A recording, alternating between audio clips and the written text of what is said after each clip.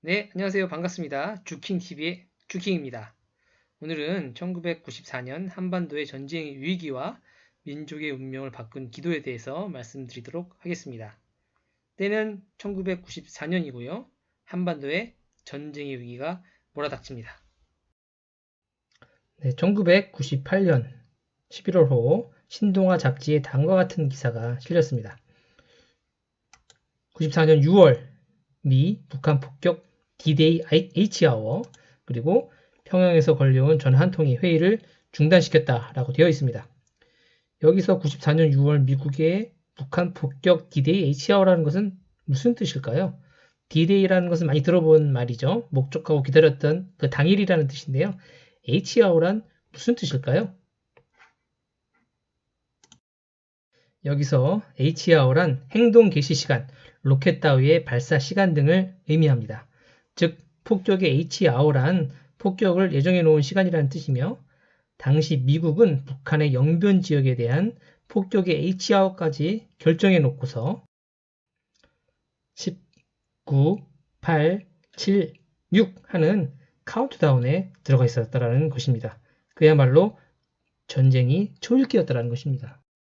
네, 도대체 왜 그랬을까요? 바로 핵 문제 때문입니다. 지금도 그러하지만 그때도 바로 북한의 핵 문제가 골칫거리였습니다. 지금도 그러하지만 그때도 바로 북한의 핵 문제가 골칫거리였습니다. 당시 북한은 NPT라고 하는 핵 확산 금지 조약에 가입해 있었는데요. 여러 가지 상황이 불리해지자 북한은 IAEA라고 하는 국제 핵사찰단의 핵사찰도 거부하며 당시 가입하고 있던 NPT에서 탈퇴한다는 폭탄선언과 함께 핵무기 개발에 가속을 붙이고 있었습니다. 깡패 같은 북한이 핵을 보유한다는 것은 미국에게는 치명적인 위험 요인이며 미국은 절대 용납할 수 없는 일이었습니다. 따라서 미국은 북한에 대한 물리적, 군사적 공격을 구체적으로 계획하게 됩니다. 이렇게 핵 문제로 인해 국제정세가 해결의 실마리를 찾기 어려운 과정 가운데 남북 간에 있어서 분위기를 더욱 험악하게 만드는 사건이 터집니다. 바로 지금까지도 종종 회자되고 있는 서울 불바다 발언인데요. 94년 3월 판문점에서 열린 제8차 남북 실무 접촉 때 당시 북한의 박영수 대표는 다음과 같은 폭탄 발언을 합니다. 여기서 서울이 멀지 않습니다. 전쟁이 일어나면 불바다가 되고 말아요. 송 선생도 아마 살아남기 어려울 거예요. 지금도 북한은 막말을 쏟아내고 있지만 과거에는 더더욱 아나무인이었죠. 그 대표적인 예가 바로 이 서울 불바다 발언 사건입니다. 회담에 나온 상대 측 대표에게 얼굴을 마주대고 당신도 아마 살아남기 어려울 것이라는 협박과 악담을 이야기하는 깡패 같은 집단이 바로 북한이었습니다. 북한 대표의 서울 불바다 발언이 TV를 통해 그대로 국민들에게 보도되자 국민들의 불안은 더욱 커졌습니다. 그리고 불바다 발언이 있은 후 주한 미국 사령관의 긴급 요청에 의해 패트리어트 미사일이 한국에 전격 배치되었고 미국 선발대가 의정부 제2사단에 투입되었습니다. 이런 심상치 않은 상황들을 인식한 한국 사람들도 금방이라도 전쟁이 일어날 것 같은 분위기를 대비해 비상용품의 수요가 증가하며 사재기 등이 일어나는 상황이었습니다. 실제로 이러한 전쟁 위기가 아주 실제했었다는 정황은 페리 전 국방부 장관의 증언으로도 밝혀지게 되는데요. 훗날 그러니까 1997년 한국을 방문한 페리 전 국방부 장관은 9월 4일 서울 힐튼 클럽에서 1994년 6월에 한반도 상황에 관해 다음과 같이 말을 했다고 합니다. 1994년 6월 대북 제재를 막 단행하려고 할 무렵 나와 샬리카 쉬빌리 장군은 군사적 대응을 제시하기 위해서 백악관 캐비넷 룸에서 대통령과 국가안보위 멤버들을 만났다. 우리는 대통령에게 언젠가는 미국을 겨냥하게 될 핵무기를 북한이 보유하도록 내버려두는 대안과 재래식 전쟁의 위험이 있더라도 북한의 핵무기를 보유를 적극 저지하는 대안 중에서 한 가지를 선택하게 했다. 대통령은 전쟁의 위험성이 있더라도 북한의 핵무기 보유를 적극 저지하는 대안을 선택했다. 이러한 내용은 클린턴 전 미국 대통령의 그의 자서전인 마이 라이프에도 나와 있는데요. 1994년 당시를 상황을 언급하면서 94년 6월에 영변 핵시설에 공중 폭격을 준비했으며 이를 위해 병력과 장비를 한반도에 추가 배치하고 한국 내 미국인 가족 철수 계획을 하달하는 등 1994년에 미국은 전쟁을 불사하고서라도 북한의 핵무기를 제거하려고 했다라고 했습니다. 또 김영삼 전 대통령도 그 당시를 회상하며 미국은 한국과 상의하지도 않은 채 자국민 철수 및 북한과의 전쟁에 막 나설 참이었다. 한반도에 정말 큰 전쟁이 일어날 뻔했다라고 말한 바 있습니다. 당시 미국의 북한에 대한 HR가 임박했다는 증거는 몇 가지 사실을 통해 충분히 드러납니다. 첫째, 두 척의 항공모함이 한반도로 이동하여 본격적인 군사행동을 준비하였습니다. 미국의 항공모함 한 대에는 엄청난 군사적 무기가 탑재되어 웬만한 국가의 국방력보다 강력하다고 합니다. 이런 항공모함이 두 척이나 부산항의 그 엄청난 모습을 드러냅니다. 둘째, 미국은 전쟁으로 인해 무고한 자국민이 희생되면 안 되기에 한국에서 전쟁이 일어난다고 하더라도 자국민을 보호해야 할 의무가 있었을 것입니다. 그래서 한국 내 미국인을 철수시키기 시작했습니다. 이것이 바로 소개라고 합니다. 이를 위해 한국 내 미국인 학교들이 휴교를 시작하고 한국 정부에 이에 관한 일들에 대한 통보 및 협조 요청이 들어왔겠죠. 우리 정부는 그제서야 미국이 즉시라도 전쟁을 하고자 한다는 것을 파악하게 됩니다. 깜짝 놀란 당시 김영삼 대통령은 레이니 대사에게 당신들이 자국민들을 소개하라는 것은 북한과 전쟁을 하려는 것이 아니냐. 절대로 전쟁은 안 된다. 클린턴 대통령에게 그렇게 보고하라고 추후 클린턴 대통령과 직접 통화를 하여 전쟁은 안 된다고 강하게 이야기했다고 합니다. 셋째, 미국은 북한에 대한 핵시설 폭격을 준비하고 CNN은 한반도에 전쟁이 나면 생중계를 하고자 생중계 협조 요청을 하면서 전쟁에 임박함을 암시했습니다. 자, 어떻게 됐을까요? 지금 돌이켜보면 결국 전쟁이 일어나지 않았죠. 하지만 당시 상황은 사실 전쟁이 일어났을 뿐이 없는 상황이었다는 것입니다. 네, 이러한 상황 가운데 기독교 복음선교회 정명석 총회장 목사님께서는 1994년 6월 12일 고려대학교 노천극장에서 주일 말씀을 선포하시는데 그 제목이 바로 오직 하나님만 찾고 기도하라라는 주제였습니다. 여기서 잠깐 기독교 복음선교회 총회장 목사님인 정명석 목사님에 대해 잘 모르시는 분들을 위해 그에 대해 잠시 소개하는 시간을 갖도록 하겠습니다. 1945년 3월 16일 새벽 충남 금산의 월명동에서 태어나셨으며 어렸을 때부터 하나님과의 열렬한 사랑의 세계에 접하여 깊은 기도로 하나님을 만나고 성경이 너덜너덜해질 때까지 천독 이상의 성경을 읽으며 성경의 진리에 대해 성자 주님으로부터 배웠습니다. 1978년부터 하나님의 말씀을 전파하여 수많은 젊은이들의 인생과 성경의 스승이 되고 있는 분으로서 기독교 복음 선교회의 창시자이며 하나님으로부터 이 시대 하나님의 말씀을 전하는 사명을 받고 오직 하나님 사랑과 생명 사랑의 도를 전하며 깊은 성경의 말씀을 새롭게 조명하고 계십니다. 기존의 기독교의 교리와는 다르게 새롭게 조명된 성경의 해석을 전하다 보니 기존 교단의 시기와 배척을 받기도 하며 억울한 누명을 쓰고 옥살이를 하시기도 하였습니다. 진실되고 거짓 없는 그의 삶과 항상 솔선수범하는 그의 삶을 보며 또한 너무나도 이치적인 성경의 말씀을 통해 하나님을 진실되이 설파하는 그의 말씀을 듣고 세계 50개국 이상의 수많은 젊은이들이 그를 따르며 기독교의 새로운 역사를 만들어가고 있습니다. 그에 대한 보다 자세한 내용은 기독교 복음 선교회 홈페이지에서 보실 수 있습니다.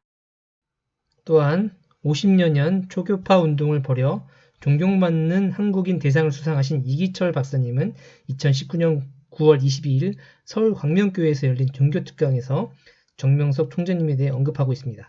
기사 전문을 보시면 이기철 박사의 종교특강이 지난 9월 22일 서울 광명교회에서 열렸다. 이 박사는 초중교 특별위원회 대표회장으로 50여년간 초교파 연합운동을 지속적으로 벌여왔다. 국제기독교선교협의회 총재, 범종교지도자협의회 회장을 맡아 교계에서 활발히 활동해 존경받는 한국인 대상을 수상했다. 그는 말미에 메시아는 모든 인류를 구원할 만한 진리를 가지고 나타나야 한다며 지금까지 수없이 종교 지도자를 만났지만 기독교 복음 선교회 정명석 총재가 가장 이 시대를 향한 하나님의 진실되고 온전한 말씀을 전하는 분이다 라고 말했다라는 기사 내용입니다. 다시 원래의 이야기로 돌아가서 이런 북한의 위협과 협박과 관련한 민족의 문제가 소용돌이 칠 때 정명석 총회장 목사님은 이런 문제를 놓고 1994년 6월 12일 고려대학교 노천극장에서 오직 하나님만 찾고 기도하라라는 주제의 말씀을 선포하시며 민족을 위해서 기도하면 하나님께서 그 기도를 들어주실 것이라며 말씀하시면서 회원들에게 합심 기도를 제안하게 되는데요. 당시 설교 내용을 발췌해서 직접 보시도록 하겠습니다. 우리는 무기를 가지고 될 문제가 아니라 미사일보다 더 무섭고 원자폭탄보다 더 무서운 하나님이 계십니다. 우리는 이 하나님을 쳐다보면서 간구할 수밖에 없습니다. 하나님이 친히 모든 것을 아시고 우리를 판단하실 것입니다. 우리는 이 문제에 대해서 간절히 기도해야 되겠습니다. 지금 우리나라가 지혜롭게 해야만 할 때라는 생각이 듭니다. 무지 속에 상극세기가 일어나지 않도록 기도를 꼭 할 수 있도록 금주의 기간을 주겠습니다. 전국과 온 지구촌에 있는 섭리의 사람들에게 말씀을 선포합니다. 하나님께로부터 모든 전쟁이 좌우되게 되어 있습니다. 그들은 하나님이 없다고 하는데 본보기로 하나님께서 하나님이 있다는 것을 깨닫게 해줄 것입니다. 결국 하나님을 믿는 민족과 안 믿는 민족과의 싸움, 유신론과 무신론의 싸움입니다. 그 무식한 무신론자들이 어떻게 법을 어겨가면서 핵을 만들어냈는지 모르겠습니다. 그래놓고 큰 소리를 치는데 그것도 하나님의 명령이 아니면 떨어뜨릴 수 없습니다. 우리는 무조건 안일주의로만 생각하지 말고 하나님께 간구하고 기도해야 됩니다. 그래서 기도하는 기간을 특별히 정했습니다. 그런 기도를 여러분이 꼭 해주기를 바랍니다. 민족을 위해서 기도하고 간구하는 절대적인 기도로 인해 뒤바뀌는 역사가 일어날 것을 확신합니다. 여러분이 나와 더불어 기도하면 안 될 것이 없습니다. 뒤집어지는 역사가 일어날 것입니다. 내가 기도하던 장소에 가서 기도를 하고 올 것입니다. 앞으로 상황이 어떻게 돌아가는지 여러분의 눈으로 보게 될 것입니다. 내가 북한 문제뿐만 아니라 온 지구촌의 문제를 가지고 30년 동안 하나님과 같이 상의하고 대화하던 장소가 있습니다. 그 장소에 가서 기도를 직통으로 드릴 것입니다. 여기서 기도해도 들어주시지만 일부러 내가 그곳에 가서 기도하고 내려올 것입니다. 이번 주에 나를 위해 기도하고 여러분을 위해 기도하십시오. 이렇게 정명석 총회장 목사님께서는 앞으로의 상황이 어떻게 돌아가는지 여러분의 눈으로 보게 될 것입니다 하시며 자신있고 당당하게 암시의 말씀을 선포한 것이었습니다. 바로 하나님이 총회장 목사님을 통해 하신 말씀이었습니다. 여기서 말씀을 선포하시고 선생님은 그 자리에서 전체 기도를 선포하시고 뜨겁게 눈물의 기도를 하십니다. 기도가 끝났을 때 나를 사랑하는 신부들이 노천 길바닥에서 울고 흙바닥에 앉아서 이게 뭐냐 나의 월명동 성전에서 지도자들이 모여 조용히 기도하며 의논하자는 하나님의 음성이 총회장 목사님께 들려왔습니다. 여기서 잠깐 하나님께서 말씀하신 이 자연선전이라는 곳은 과연 어떤 곳일까요? 이에 대해 아주 간단하게만 소개하고 지나가겠습니다. 월명동 자연성전이란 어떤 곳일까요? 네, 기독교 복음선교의 창시자인 정명석 총회장 목사님께서 태어나시고 자라나신 곳입니다. 또한 이곳에서 성경 말씀을 읽고 깊은 기도를 통해 성경의 깊은 진리를 깨우치고 하나님을 만나고 주를 만난 장소입니다. 현재는 이곳에서 각종 행사를 통해 하나님께 영광 돌리고 거룩한 예배를 드리는 등 자연성전으로 개발하여 사용하는 곳입니다. 다시 이야기를 이어서 이렇게 정명석 목사님은 하나님의 지시로 6월 15일 국가와 민족을 위해 철야기도에 들어갑니다. 여기서 제자 1500명과 밤을 새는 간절한 기도를 하십니다. 총회장 목사님은 우리 민족을 죽음의 고비에서 살려주시고 잘 살게 해주시고 사랑해 주셨는데 그 가치를 너무 모르고 감사치 아니하고 잘 믿지 않고 산 죄가 너무 큰 것을 깨닫고 민족의 죄를 회개하며 한없이 울며 기도하셨습니다. 얼마나 기도를 열심히 하셨냐면 기도하다가 힘이 없어 쓰러지기 직전까지 갈 정도로 목숨을 건 뜨거운 눈물의 기도를 하셨다는 것입니다.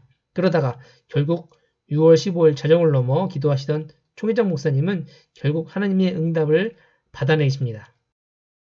기뻐하라. 전쟁과 죽음의 잔인한 일들이 일어나지 않도록 하리라 라는 하나님의 응답을 받아내신 것입니다. 총회장 목사님께서 하늘의 음성을 들은 후 어떤 일들이 일어나는지 같이 한번 보시도록 하겠습니다.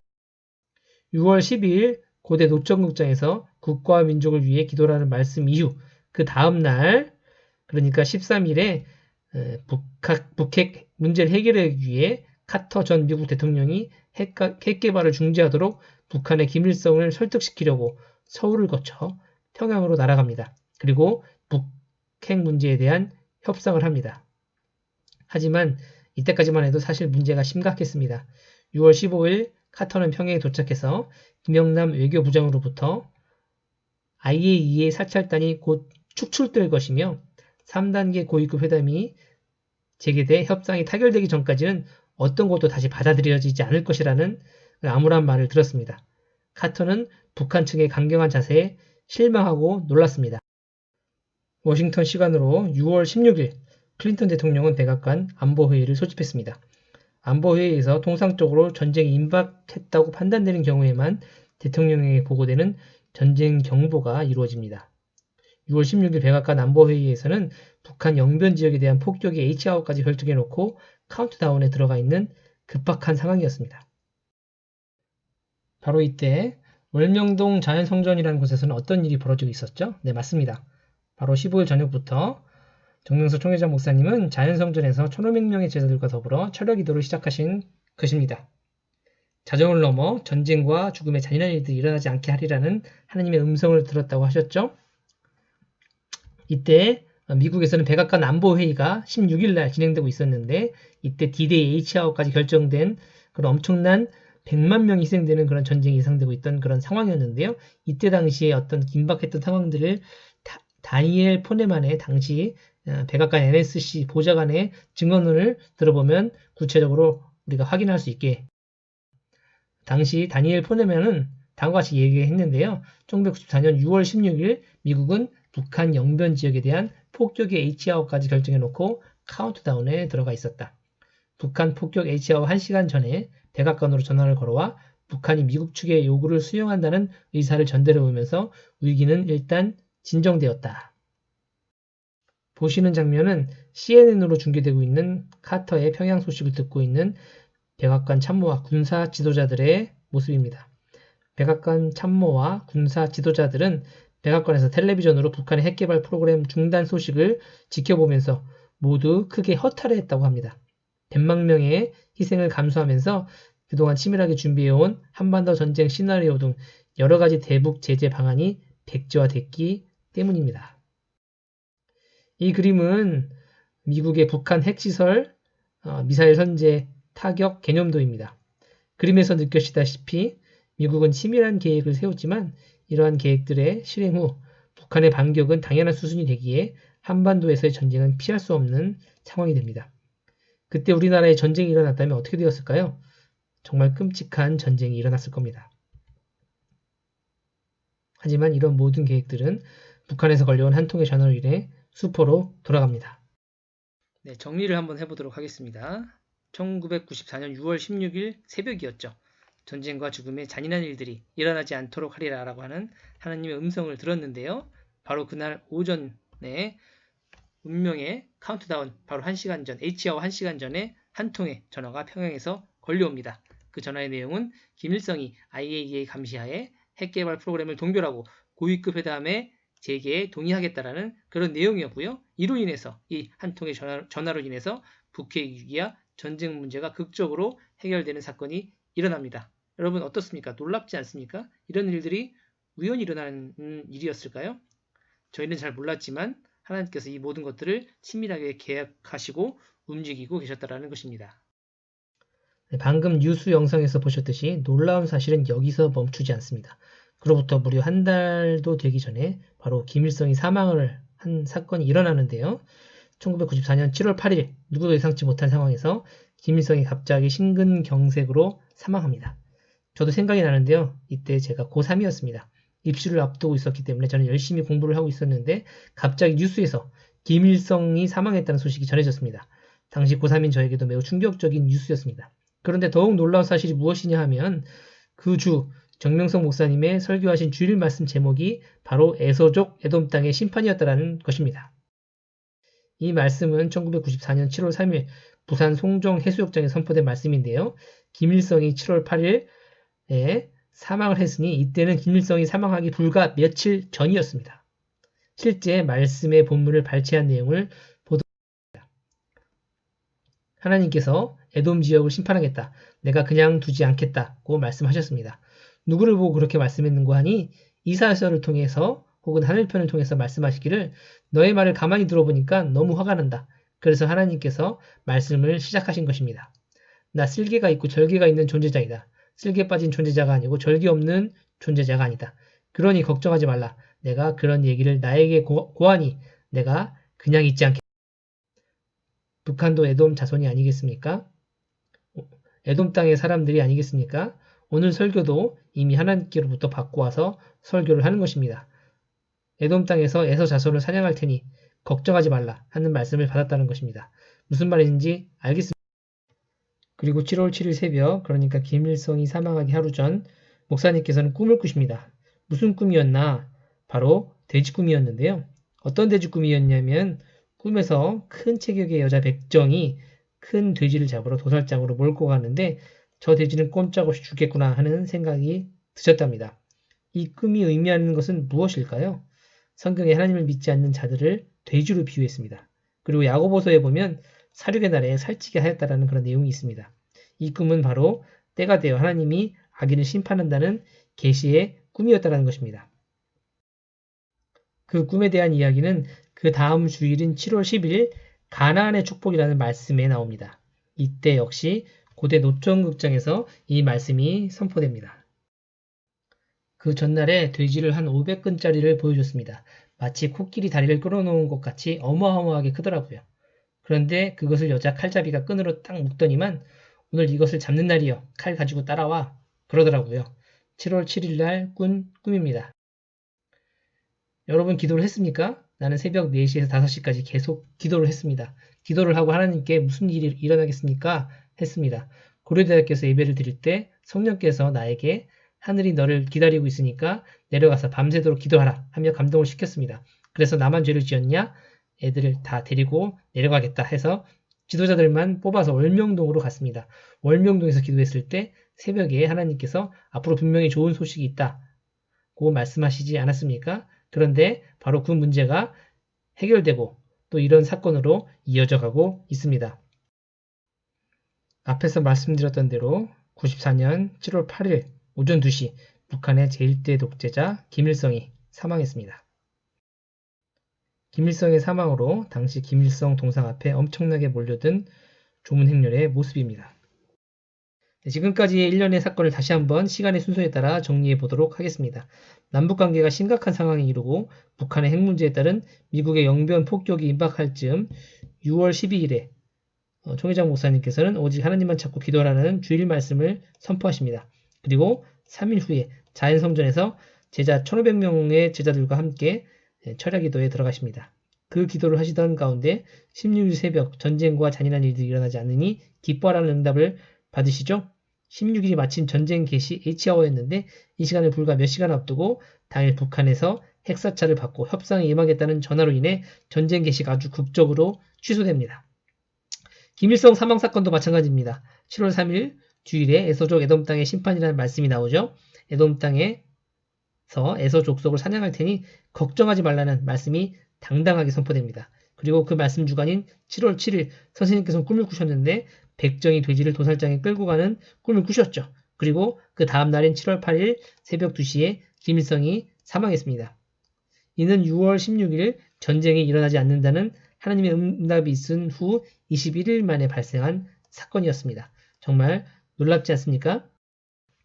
우리는 잘 몰랐지만 우리 민족도 모르는 사이에 엄청난 일들이 진행되고 있었고 하나님은 의인의 기도를 들으사 민족적인 엄청난 희생과 재앙이 뒤따를 수 있는 전쟁의 문제를 하나님께서 완벽하게 해결해 주셨다는 것입니다. 성경 야고보서 5장 16절에는 의인의 기도는 그 역사하는 힘이 크다고 하였습니다. 하나님이 의인의 기도를 들으시고 그 조건으로 이 민족의 모든 문제를 해결해 주셨습니다. 마지막으로 6월 12일 주일 말씀 후 전체 기도 시간을 갖고 그 정명석 총회장 목사님께서 대표 기도를 하신 그 간절한 기도문을 다시 한번 소개하면서 마무리하도록 하겠습니다. 만군의 하나님, 은혜를 감사합니다. 그들은 매일 우리를 죽이려고 칼을 갈고 있습니다. 가인이 칼을 가는데 우리는 더 이상 참을 수가 없습니다. 우리는 분노감에 사로잡혀 하나님께 기도합니다. 만군의 하나님, 그들의 모든 행하는 일을 사로잡아 주시옵소서. 보이는 사람들은 그곳에 가지 못하니 하나님께서 가셔서 마음대로 흔들어 놓으시옵소서. 의인의 기도는 역사하는 힘이 많다고 했으니 우리의 간구함을 들으시옵소서. 민족을 위해 기도하고 간구하오니 여호와여 우리의 간구함을 들으옵소서. 피로 값을 주고 이들을 샀습니다. 눈물겹게 이 민족을 만들어놨는데 어떻게 이런 일이 있을 수 있습니까? 우리의 문제를 해결해 주시기를 원합니다. 우리는 역사를 펴고 많은 생명들을 여호와 앞에 수만 명, 수십만 명, 수백만 명 돌려드릴 작정인데 이게 웬 말입니까? 이런 사건이 우리 젊은 시대에 부딪혔습니다. 전쟁은 여호와께 있다고 했는데 우리에게 전쟁에 있게 될 사건이 있습니다. 우리는 진실로 회개합니다. 우리가 회개하는 마음으로 만민을 하나님께 돌아오게 만들고 온 젊은 청춘 남녀들을 하나님께 돌아오게 만들 테니 전쟁의 주인이 되신 하나님께서 이 일의 근원을 친히 없애 주시옵소서. 하나님의 능력과 권능으로 친히 주관해 주실 것을 믿습니다. 네, 지금까지 1994년 한반도에 급박했던 전쟁 위기와 시대 사명자의 눈물 어린 극적인 기도로 인해 상황이 급반전된 이야기에 대해 말씀드렸는데요. 좋으셨다면 구독과 좋아요 부탁드리겠습니다. 네, 더 자세한 내용을 알고 싶으시거나 기독교 복음 선교의 성경 말씀을 배워보고 싶다면 아래의 메일 주소로 연락주세요. 주킹TV 다음 점 넷입니다. 이상으로 이번 영상을 마치도록 하겠습니다. 감사합니다.